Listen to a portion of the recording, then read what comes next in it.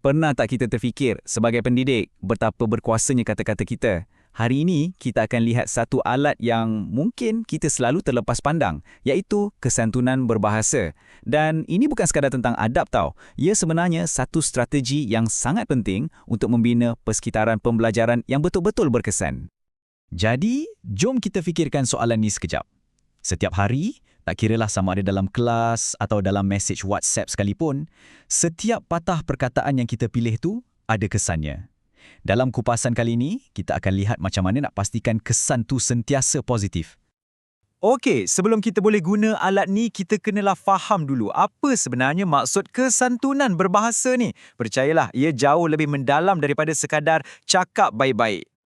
Kunci utamanya kat sini ialah menjaga air muka. Bukan saja air muka orang yang dengar, tapi juga air muka kita sendiri. Ia macam satu seni mengimbangi maruah dalam setiap perbualan. Boleh dikatakan, inilah kecerdasan sosial dalam tindakan. Dan yang ini sangat penting untuk kita ingat. Bahasa yang kita pilih tu bukan sekadar kata-kata kosong. Ia adalah cerminan terus kepada profesionalisme kita. Inilah yang membina kepercayaan dengan pelajar, dengan ibu bapa dan juga dengan rakan-rakan sekerja. Baiklah, konsep ni mungkin rasa macam besar sikit kan? Jadi untuk jadikan ia lebih mudah kita faham dan guna, jom kita pecahkannya kepada 5 tonggak utama. Cuba lihat macam mana kelima-lima elemen ini saling berkaitan. Ia bukan 5 benda asing-asing tahu, tapi ia adalah satu set alatan yang berfungsi bersama-sama. Okey, jom kita bedah siasat satu persatu. Yang pertama, kehalusan bahasa.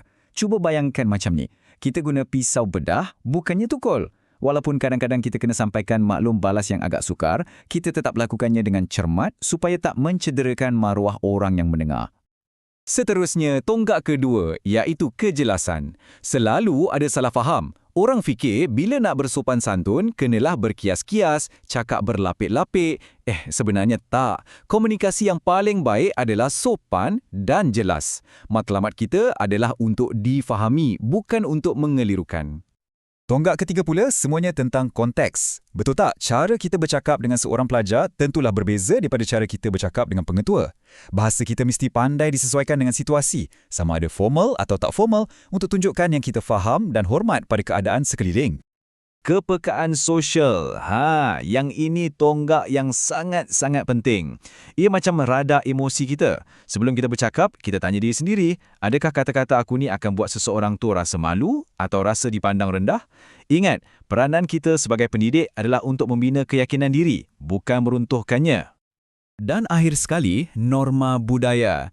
Ini termasuklah faham dan hormat adat resam tempatan, guna panggilan hormat yang betul macam doktor atau puan, dan yang penting, tunjukkan kawalan emosi yang baik, terutamanya dalam situasi yang tegang. Okey, cukuplah dengan teori. Sekarang, bahagian yang paling penting, macam mana kita nak guna semua ni dalam situasi sebenar. Jom kita masuk ke dalam bilik darjah.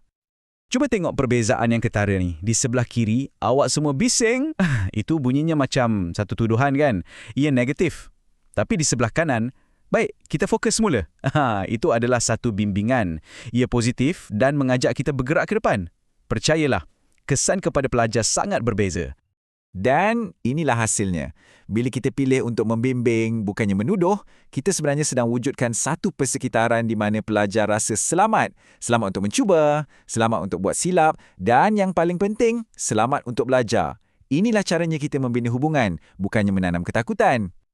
Zaman sekarang, kerja kita sebagai pendidik bukan setakat dalam bilik darjah je. Kita juga banyak berkomunikasi secara digital. Prinsip kesantunan ni sama pentingnya, malah mungkin lebih penting lagi dalam email dan mesej-mesej kita. Jom kita lihat contoh digital ni. Saya nak jumpa. Bayangkan, tanpa sebarang nada suara, ayat ni boleh kedengaran macam satu arahan. Tapi ayat di sebelah kanan dengan perkataan ingin memohon dan gelaran doktor, serta-merta ia menunjukkan kehalusan dan rasa hormat. Dalam teks, di mana kita tak ada bahasa badan, pilihan kata-kata kita jadi lebih kritikal. Mesej yang nampak ringkas pun boleh bawa impak profesional yang besar. Jadi, mengekalkan kesantunan dalam setiap email dan teks adalah kunci untuk menjaga hubungan profesional yang sihat dan saling menghormati. Jadi macam mana kita nak ingat dan amalkan semua ni? Mudah sahaja. Jom kita kumpulkannya menjadi satu set alatan kesantunan yang kita boleh bawa ke mana-mana. Inilah 5 perkara utama yang perlu kita ingat. Jadikan ia senarai semak dalam minda kita sebelum berkomunikasi. Tanya diri kita, adakah bahasa saya cukup halus? Mesej saya jelas tak? Adakah ia sesuai dengan konteks, sensitif dari segi sosial dan menghormati norma budaya? Sebagai penutup, apa kata kita cuba satu cabaran kecil? Daripada 5 tonggak tadi, cuba pilih satu saja untuk anda fokuskan pada minggu ini. Cuba amalkan secara sedar dan perhatikan sendiri bagaimana ia mula mengubah interaksi anda satu perbualan pada satu masa.